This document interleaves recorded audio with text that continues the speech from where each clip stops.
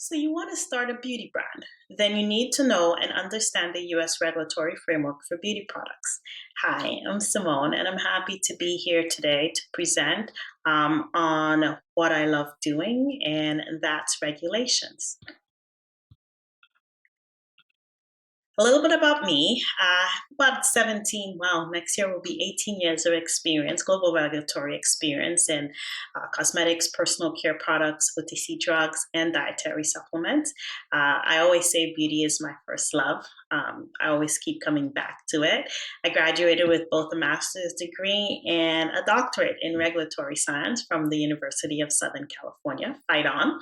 I focus really primarily on FDA, FTC compliance, advertising and labeling claims, risk mitigation, and also product registration. And I always say regulatory is the lawyer I was always meant to be, except it's more dynamic. I get to work with very creative individuals on any given day. So, what are we going to look at today? We're going to touch on cosmetics and US law. We're going to look at the laws that the FDA enforces as it relates to beauty products. We're going to also touch on some key definitions and concepts that you really need to be aware of. We're going to take a brief look at over the counter drugs and talk about what is intended use and why is it important. I mean, are cosmeceuticals a real thing? You'll see based on this presentation.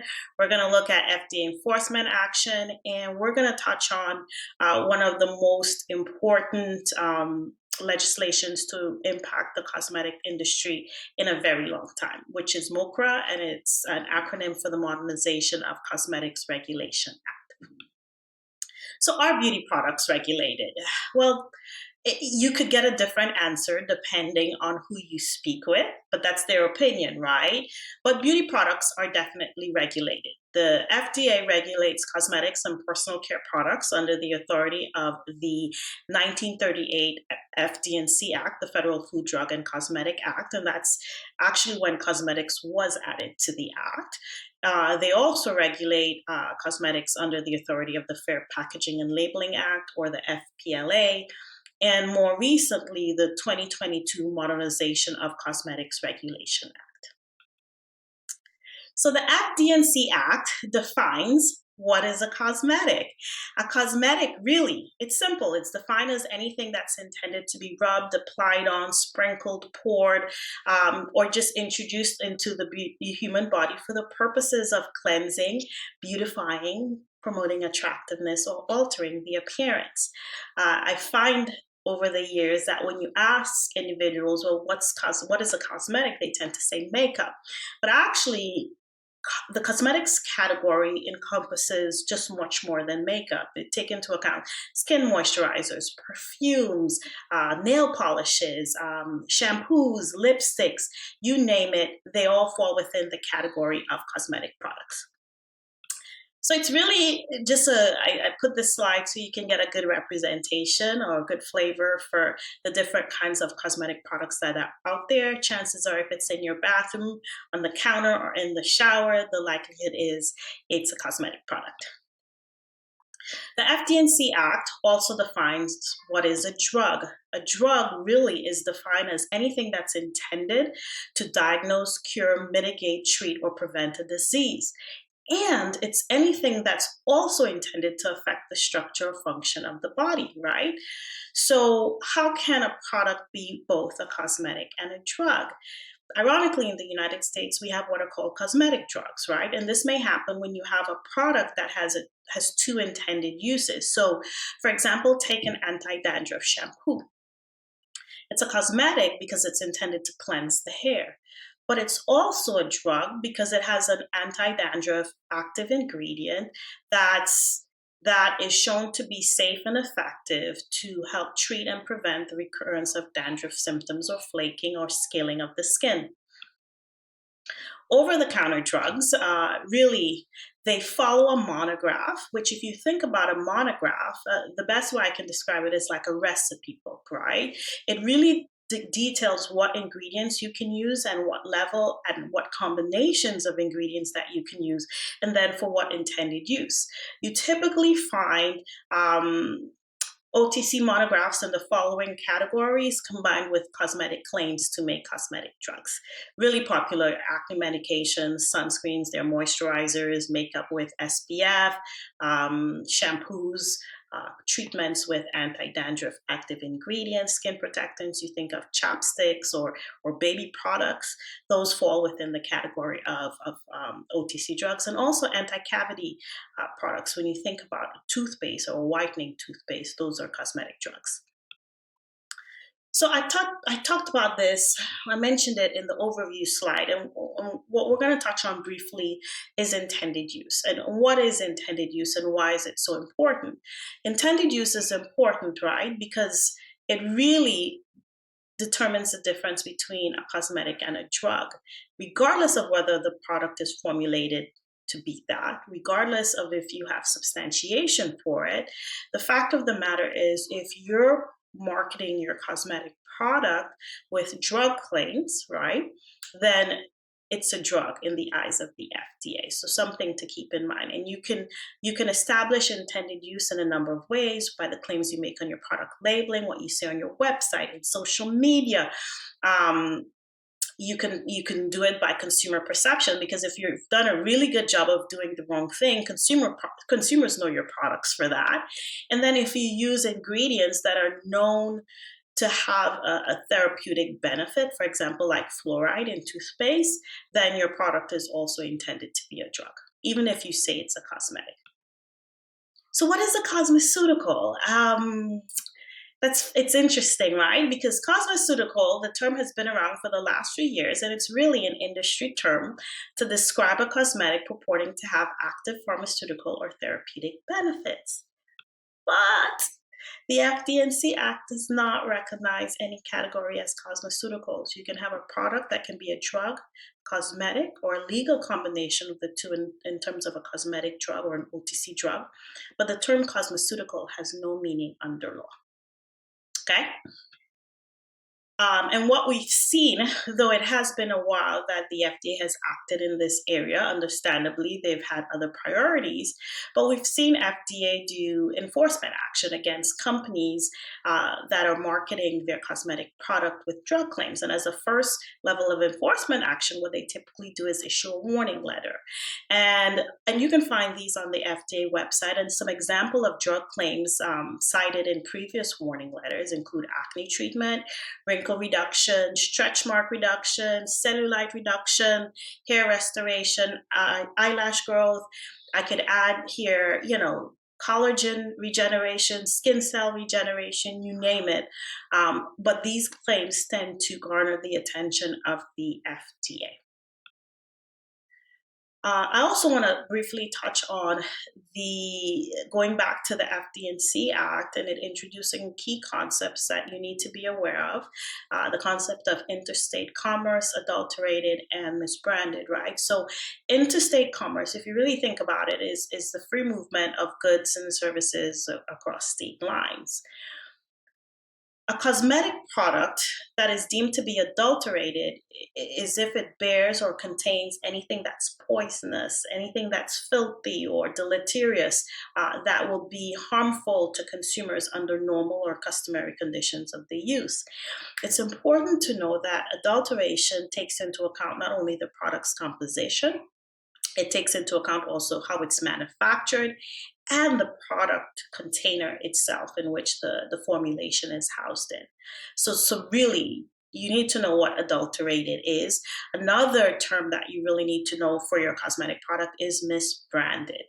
And a cosmetic shall be deemed to be misbranded if its labeling is false, as in false claims, or misleading in any particular way. This includes both what the label says and what it fails to reveal. As you go further and further into the regulation, there's what's called material facts, right? And that's information that is required to be on the label of a cosmetic product. The FD&C Act prohibits, among other things, the introduction or delivery for introduction into interstate commerce any food, device, drug, or cosmetic that is adulterated or misbranded. It is against the law. It also prohibits the adulteration or misbranding of any food, drug, device, or cosmetic while in interstate commerce, which makes sense if you think about it. You don't want individuals tampering or manipulating with product after it's left a distribution warehouse, right? The FD&C Act also authorizes the FDA to take legal action if cosmetics are adulterated or misbranded. And we'll talk about this a little bit further even when we get to the topic of MOCRA. Just as important, we have the Fair Packaging and Labeling Act. And really, when you look at the Fair Packaging and Labeling Act, it's more about labeling and the elements that are required to be on your product label. And it applies to all consumer commodity products. And I think a simple way to look at a consumer commodity, it's anything sold at the retail level or anything that's really intended to have a consumer as the end user of a product. So, for cosmetics that are offered for sale as consumer commodities, the FPLA requires labeling information such as the product's identity, and it authorizes the implementation of regulations to specify the presentation, how your product label needs to look. It requires an ingredient declaration, and it also prevents deceptive packaging. So basically, the purpose of the FPLA is really to enable consumers to obtain accurate information as to the quantity of contents in a product. It helps them also to facilitate value comparisons across products and really should help to prevent unfair, deceptive packaging and labeling. Okay, so let's talk now about MOCRA, which is the Modernization of Cosmetics Regulation Act of 2022. It was passed on December 29th of last year as part of that big omnibus federal spending bill, and it introduces new mandatory requirements for cosmetics, which include record keeping and serious adverse event reporting, facility registration and product listing, which prior to that was voluntary, safety substantiation. And I want to make it clear here that safety was always required for cosmetic products. I think what MOCRA has done is really made it more defined, and that's something that you need to be aware of. It updates cosmetic labeling, and then it's going to introduce a new law regarding fragrance allergen, and it also requires good manufacturing practices for cosmetic products. Some of these provisions go into effect as early as December 29th of this year. So under MOCRA, just as important, the FDA was given new enforcement authorities, including facility suspension, record access and inspection, and mandatory recall authority. Prior to MOCRA, the FDA couldn't mandate that a product be withdrawn from the market. They had to work with the manufacturer or distributor of that product to voluntarily withdraw it. Now, under MOCRA, if the FDA thinks or knows that keeping a product will really cause harm to users on the market, they can actually mandate that that product be recalled from the market. And under MOCRA, the FDA must issue 3 new rules via the notice and comment rulemaking process. It's going to have a new CGMP rule, a fragrance allergen labeling rule, and a talc rule.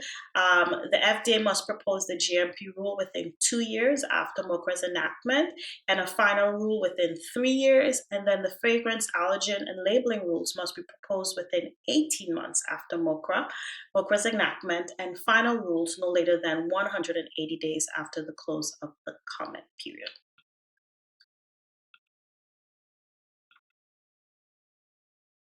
So I just want to make sure I didn't go too far ahead.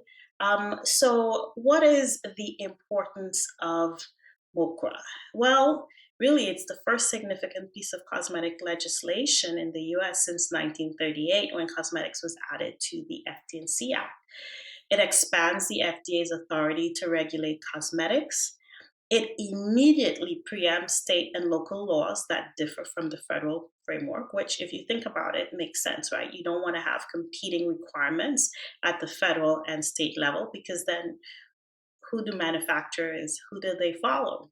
However, the preemption provision does have some carve outs, such as the state's ability to ban ingredients in cosmetic products. And if you've ever had the question, if we have a new federal law, why states are allowed to still ban ingredients, this is the reason why, that the preemption provision did not preempt states from being able to ban cosmetic ingredients. And that's important. So, key takeaways from today. So, the FDA has the authority to and does regulate cosmetics and personal care products. The FD&C Act defines what is a cosmetic and what is a drug. It also defines the terms adulterated, misbranded, and interstate commerce. It also prohibits the introduction of adulterated cosmetics and drugs into interstate commerce. A products category is determined by its intended use. MOCRA expanded the FDA's authority to regulate cosmetics. And even though I didn't explicitly say so, I do want to put this last one in there. If it is your brand name on the product, at the end of the day, you are responsible. So, hope you find this helpful. It was a pleasure to present this to you today. And now we're going to do some questions. Time for some Q&A.